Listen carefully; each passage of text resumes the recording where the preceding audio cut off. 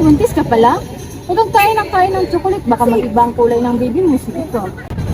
Oo, at saka ba't ka lakad ng lakad? Baka maging CCTV yung pagbibuntis mo.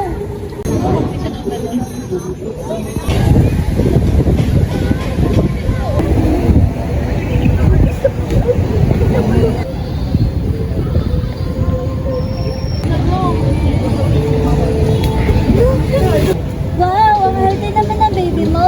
Nagpapasusok ka? Magiging losyang talaga yan siya paglaki ng anak niya. Plus, Oo, ganyan yung tita ko lahat. Ah, ganun.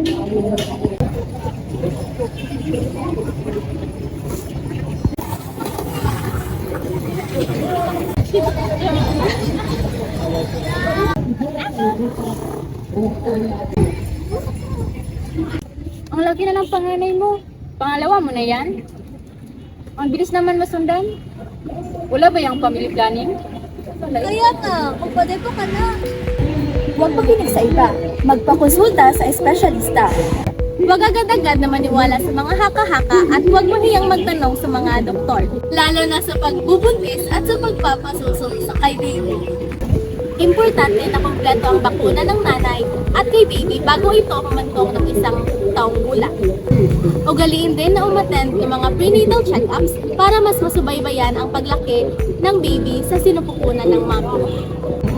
Kumain ng mga gulay na mataas sa iron at vitamin B9 kagaya ng avocado, itlog, isda, green leafy vegetables, atay, at iba pang mga pagkain na inirekomenda ng mga doktor. Ugaliin ding mag-ehersisyo dahil ayon kay Dr. Cooper ng National Library of Medicine of 2023, ang ehersisyo sa pangabuntis ay nakakataas ng tsansa na maging normal ang delivery ng inyong baby. Nakakabawas din ito ng sakit sa likod at bewang sa pagpapaanak at mga komplikasyon katulad ng preeclampsia, macrosomia, at gestational diabetes.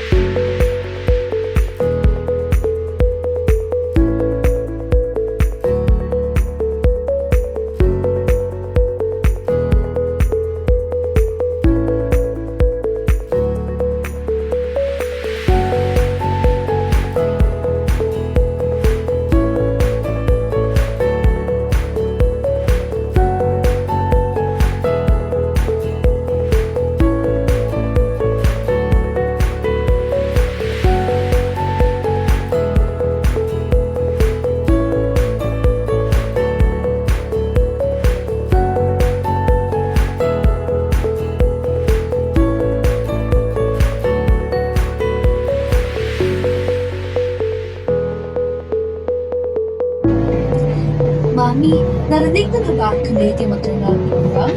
Ito ay isang program kung saan nagbibigay sila ng mga payo para sa mga buntis na katulad mo, katulad na lamang ng weekly exercise, non-therapeutic remedies kung saan kakatulong ito sa iyong pag-labor at pwede mo rin isama ang iyong asawa.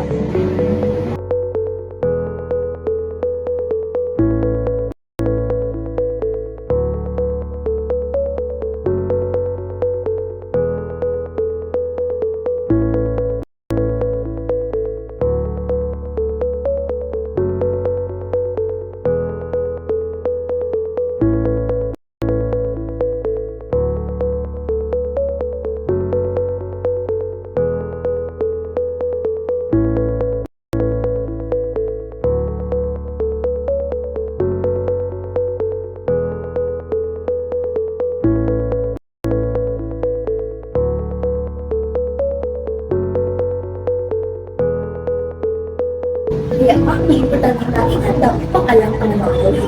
Buntis man na napapasuso para kay baby.